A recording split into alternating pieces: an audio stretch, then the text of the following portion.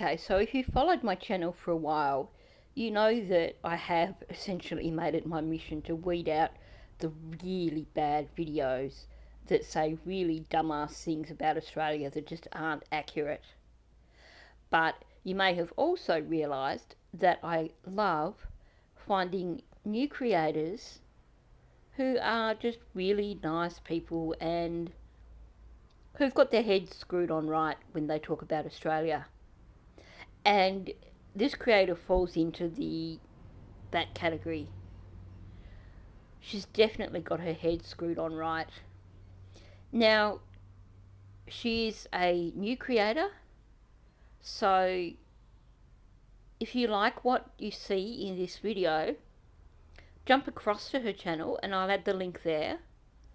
Jump across, subscribe to her channel, maybe watch some more of her videos, give her some love. She just seems like a really lovely person and I'd love to see her channel take off. So this is a girl called Emily, and she calls her channel Emily the Explorer. She's actually working as an au pair in Queensland and is from the United States. I just find her outlook to be really refreshing, really positive, and just really enjoyable to watch. So let's jump in and see what she has to say in this video. You're watching Emily's vlog. Okay. Alright, that was it.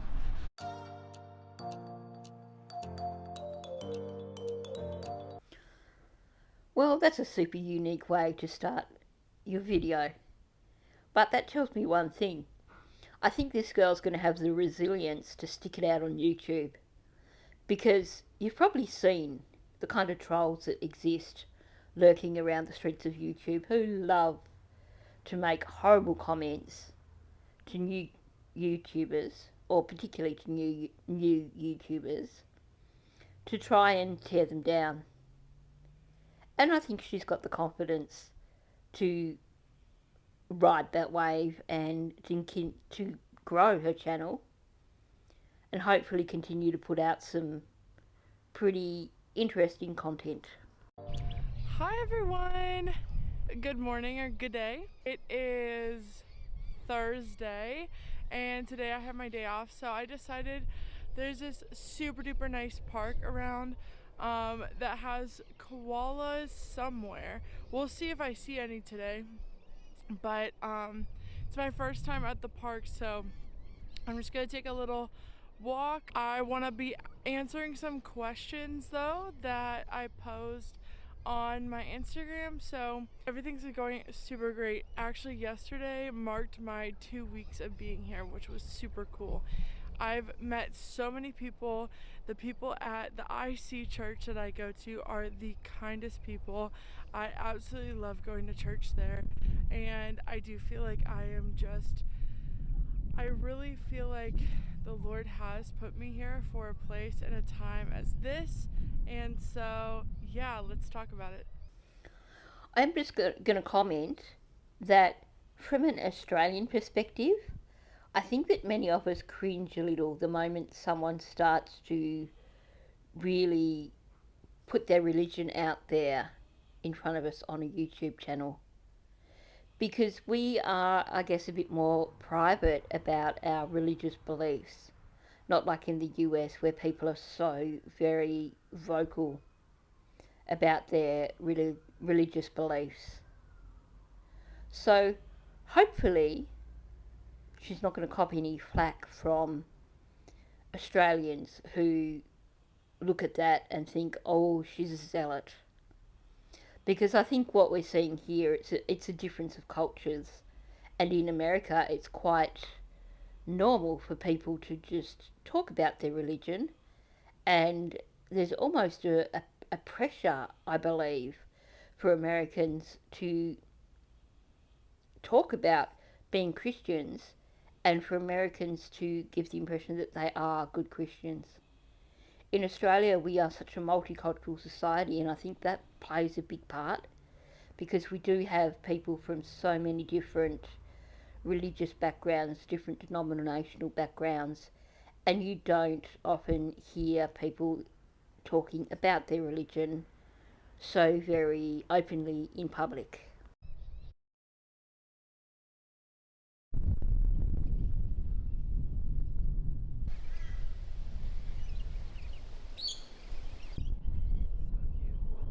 All right. So the first question I was asked was, have I tried any new foods here? So, to be honest, the food here is pretty closely related to what I would eat back in the States. Like, there isn't anything super different, super new. It doesn't seem like they're known for anything. Okay, I think it's important here that we bear in mind that she's only been in Australia for 2 weeks at the point when she is saying this. And it sounds like she has gone to Australia and immediately started working.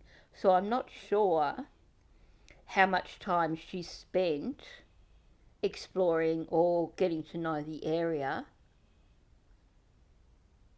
since in that 2 weeks since arriving in Australia. I'd be really curious to hear her perspective or hear her redo these questions after she's been here perhaps 6 months. Because they're very cross cultural. So there's a lot of like Asian culture here because Asia is so close that there are a lot of people from Asia that come down and then they bring their culinary yum food. So the only things that have really been different have been like sweets. There's this thing called a Tim Tam, which is super popular here.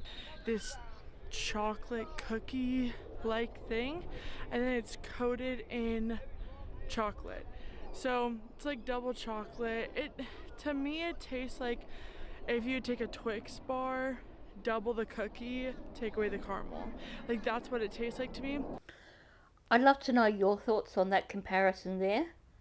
Um, I generally don't eat Twix bars very often, but I think that is a oversimplified comparison of Tim Tams. I think perhaps she's just having trouble trying to figure out something that does compare with Tim Tams because they are a little bit unique. I mean, essentially, they're triple chocolate. The original ones are triple chocolate.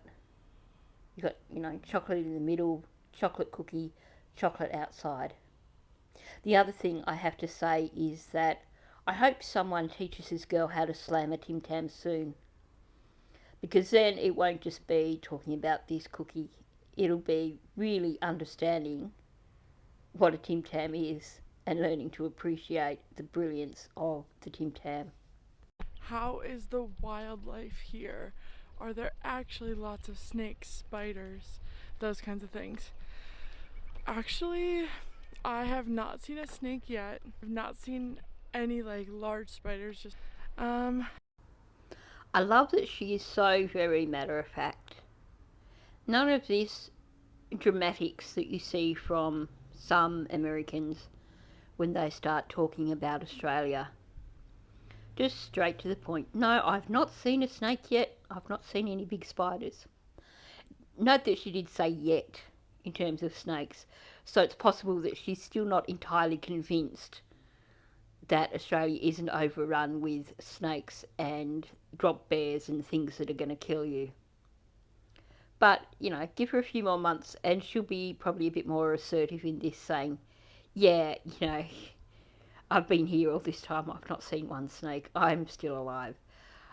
She strikes me as the sort of person that is likely to turn around several months down the track and say, all these rumours, all these myths are just bullcrap, this is exactly what it's like.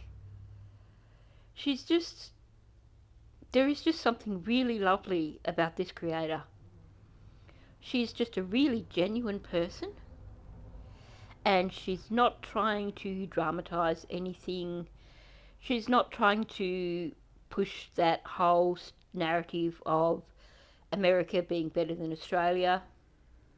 And it sounds like she is really enjoying her experience. And I also get the impression that she is the kind of person that, even if Australia really thoroughly sucked, that she would still be telling us the positives and not whining about what sucked about Australia. So I'm definitely going to be continuing to follow her channel. Anyway, let's see what else she has to say. I have seen koalas, just not out in the wild. Lots of birds, very pretty, but have I got used to the accent? Oh yeah, it is a beautiful accent. Whenever they say something, it just is so nice. I just love hearing their accent. Additionally, I have not picked up the accent. One, I think my American accent stands out, and it's just always gonna stand out because duh, I'm American. But two, I feel like it's not me if I'm talking in their accent, because it's just not what I do. Okay, so I'm going to make a guess here and say that she doesn't mean that she thinks that she's supposed to learn how to speak with an Australian accent while she's in Australia. Because who thinks that way? I think that I've just misunderstood the way she said it, or she's just said it in a slightly odd way, and that what she does mean is that she's not planning on trying to mimic the Australian accent, because that's just not her. Although she did say g'day at the start of her video, and she didn't do a bad job with that. But I think she's basically acknowledging here, I'm American, I speak with an American accent, I'm not going to try and mimic the Australian accent. Perhaps in her mind it is disrespectful, or perhaps she's acknowledging that she just can't speak with an Australian accent. And to be honest, it is refreshing, because I've only seen 2 channels nail it that I can think of anyway, and that is iRocker and Chevio on One Pack Wanderers. I'm not sure if Tia has attempted the Australian accent. I think she's a bit more self-conscious, but that is only 2 Americans that I've heard actually manage to do a fairly decent impersonation of an Australian. Other people just seem to butcher it when they try to mimic Australian accents. So perhaps she's seen that, and that's what she's talking about here in terms of, I'm not going to try and speak with an Australian accent. Not that she's saying, I think that I should be speaking with an Australian accent because now I'm here in Australia, but I'm not going to because that's not my accent. If you make, yeah, I'm not sure if I'm making sense there, but hopefully you get what I'm trying to say. So another question is, what do I miss most about home? I think currently the thing I miss the most about home is just like a schedule, I guess. I do like to know what I'm doing, or have like a goal that I'm working towards that I can continuously work on. I could have a schedule and a goal and all those kinds of things. And I think right now I'm missing just having those things. I miss like my friends too. Even though I'm making a bunch of new friends here and they are super awesome, there is that normality of having the friends that you already know, and having to make new ones is, it's really really great, but sometimes like you just want to sit down and talk to your friend that you've known for a long time. So I think those things have been a little hard. I think that thankfully she's got such a sunny, open personality that she's going to make lots of friends here in Australia, which I think is going to help with that sense of homesickness, because I think those 2 things she's talked about there are really a bit of homesickness, you know, missing what is familiar to you. So it doesn't feel like her own routine yet. She probably has some established routine if she's already working by the point that she made this video. but it doesn't feel like a regular routine because it's different. And yeah, I could imagine it is hard work when you make new friends and you don't have that history there, the jokes that you share between you, or sometimes, well, a lot of the time, I mean, after 2 weeks, I'd imagine it would be hard to have friends that are close enough that you could confide in. So I think this is all about homesickness, and I hope that that goes pretty quickly. But like I said, I think being such an outgoing kind of person and having such a sunny, positive personality, I think she's going to be find herself with plenty of friends here in Australia. And I think while she's going to continue to miss her friends from America, I think she's also going to feel quite welcomed here and certainly not isolated. But some easier things that I thought was going to be hard was I thought it was going to be hard to like contact family and stuff back home, but the time difference is kind of perfect because when I wake up, my family is like having dinner or it's like evening for them. So it's super easy to contact them. Okay, so kudos to Emily for this, because this is something that I've said over and over. When you hear these videos of people who are like, reasons why you shouldn't move to Australia, and they talk about how you shouldn't move to Australia because it's really hard to keep in contact with your family because you're on a different time zone. And I've said in the past that not entirely correct, because there are times during the day when you can communicate. And she's nailed it here. When she gets up of a morning, that's when her family are all home at the end of the day. They're having dinner or they've had dinner and she can sit and talk with them. Okay, maybe if you're someone who has to get up and dash to work, then there's an issue. But you can always get up half an hour earlier and speak to your family. There's also weekends when you can speak to your family. And I mean, really, if I could imagine that there are people who would like to be able to speak to their family on a daily basis. But if you're so busy with work and everything, then maybe you wouldn't have normally had time to speak to them every day anyway. So I'm glad that she has addressed this, because I get so fed up with hearing people talking about you shouldn't move to Australia because the time zone means that you can't talk to your family. She's basically debunked that right there. And I don't really have to worry about that. So that's been really nice. Another thing that has been pretty easy to figure out is driving on the wrong side of the road. It's almost second nature now to drive on the left side, the wrong side. Yeah, it really hasn't been that hard to adjust, just because people are already driving on that side. It really is like, duh, don't drive on the opposite side that people aren't driving on. I like that she's very conscious of not calling it the wrong side of the road. She refers to it as the wrong side of the road, and then she clarifies that, the other side of the road. So she's not actually saying that we drive on the wrong side of the road here. She's just saying that it's the perception of it being the wrong side of the road because it's the other side. So I like the way this girl's brain works. I love the "duh" comment on the end. And this is another one of those things that I've heard so many of those negative people talk about.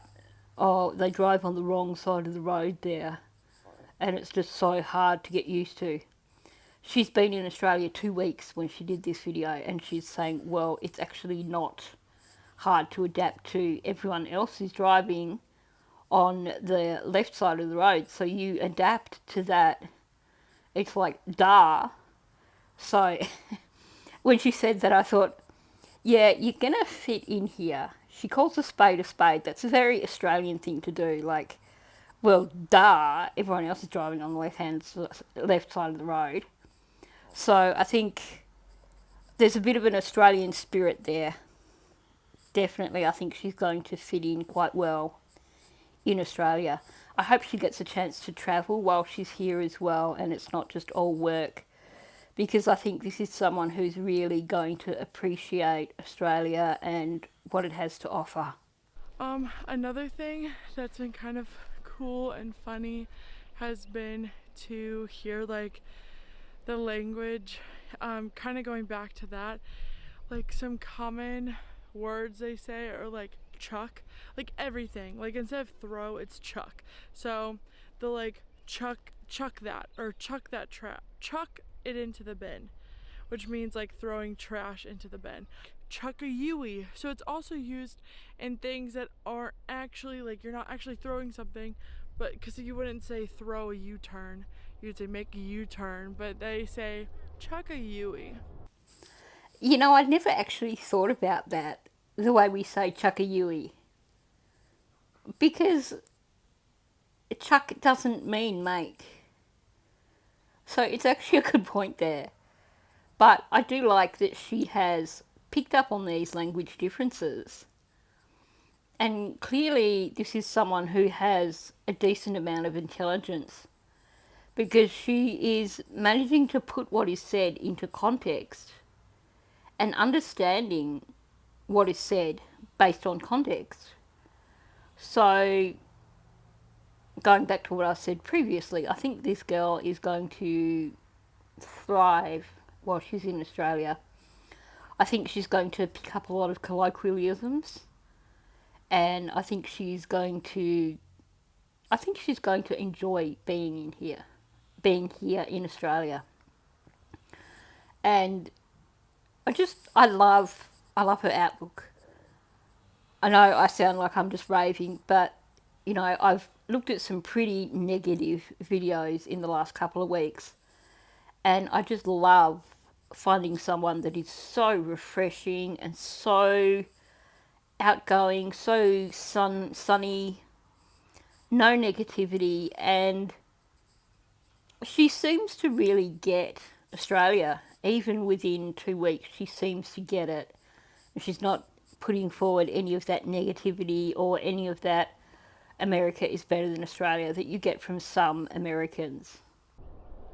To say that you really, really have to go to the bathroom, or like either or, you would say I am busting for a blank. So I'm busting for a poo, or I'm busting for a wee.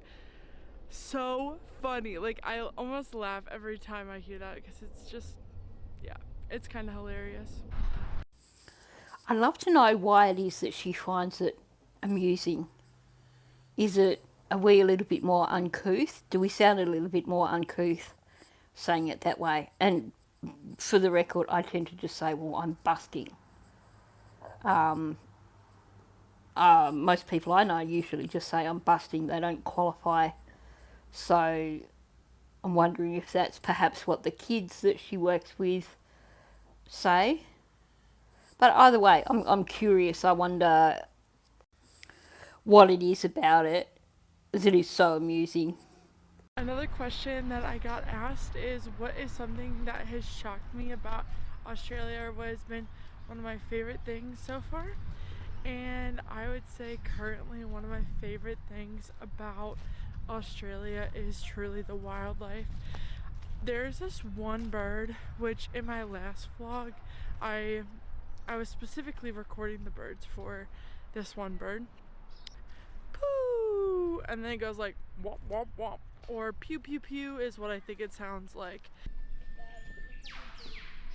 And one of the coolest things ever, like, yeah, there are some cool birds in America for sure, but I think like I literally can walk outside and see a rainbow bird, like a bird that has all different colors on.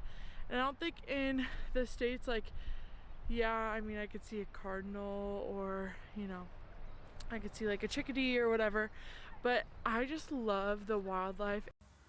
Presumably she was referring to rainbow lorikeets when she said about being able to go outside and see birds that are like all rainbow colours. And it's funny, it seems to be one of those things you hear so much of. Americans who come here and say that they just love our birds. And while I'm talking, I can hear birds outside my window singing happily, even though the weather's a bit miserable out there. So I guess we are kind of blessed in terms of the birds that we have here and the native animals that we have here. And it's good to have people like this remind us of that fact. Of course, I wonder if she has heard cockatoos yet, because she might be a little less enthusiastic about Australian birds once she hears cockatoos screeching. On windy days, there are trees called widowmakers that will crack and fall because they are so unstable. Okay, well, yes and no. They are gum trees, and gum trees do have a way of breaking after it's been windy. So it's actually inaccurate to say that it occurs when it's windy. It can occur when it's windy, but what they refer to as widowmakers are in fact when the boughs break. It's been windy, everything's calmed down, and then the branches break off. And I think the reason is because of the size of the branches. Gum trees can have some pretty solid branches. So I guess that's a bit different from some of the trees you see from other countries that don't have quite solid branches that you get in terms of like higher up. But the reason they're called widowmakers is because they do tend to come down after the bad weather, meaning that you tend to not get a warning that this ginormous branch that weighs a couple of 100 kilos is about to come plummeting down to the ground. So I think there's that there that she hasn't quite understood, but then it's also, I guess, possible that this is something that over time the understanding of what a widowmaker is has changed. But my understanding is that they're referred to as widowmakers because they come down when the weather is calm.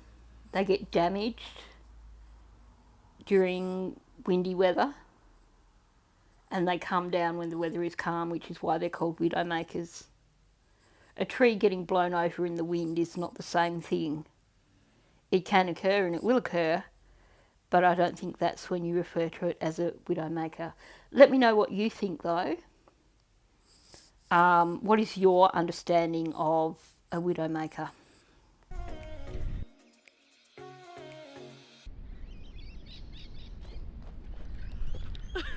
I bet that was so dumb. Okay, wait.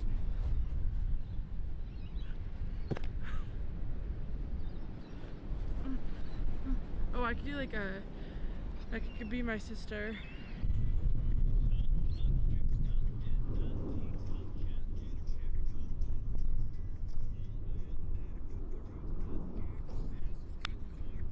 Hi, birthday Lizzie. Love you so much. Come on, you've got to admit, this is a really refreshing vlog compared to a lot of the other ones that we've looked at in the last couple of weeks.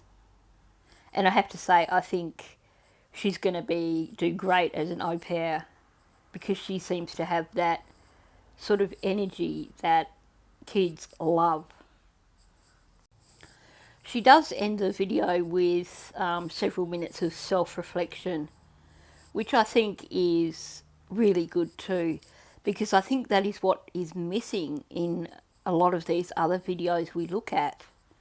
These people that are so solid in their beliefs that they don't want to consider that there is any anything different other than how they view the world, and they don't do any sort of self-reflection. So I think this girl, I think she's going to really grow as a person being in Australia. I think that she's going to find herself getting lots of friends within Australia, and I think that she's just going to get the most out of her time here because of her outlook. So, like I said, I left out that end bit where she does this bit of self-reflection. She has got a few videos out now. Jump across to her channel, send a bit of love her way. Now, with little channels like this, the thing that helps them grow is clicking like on their videos, watching their videos right through to the end, and making comments on their videos, and of course subscribing. So I think this girl is worthy of a few subscriptions, worthy of a bit of love. So if you have enjoyed watching her, jump across to her channel and, yeah, give her a bit of Aussie love, and let's encourage her, because we need more people like this putting content out about Australia. People who aren't going to be coming at it from a negative perspective. People who are happy to self-reflect and who are actually prepared to actually use their brain and look at things in an intelligent way rather than simply making presumptions. So kudos to her for all of those things. So thanks for listening. If you've liked what you heard, click the like button. Also, if you're not subscribed, please do subscribe to my channel and leave a comment below. What are your thoughts on this girl? And let me know if you think you might go over and you might subscribe to her channel. I'd love to be able to see us boost her up over the 100 subscribers mark. I think she's worth it, and I think she should have some quite good content to follow.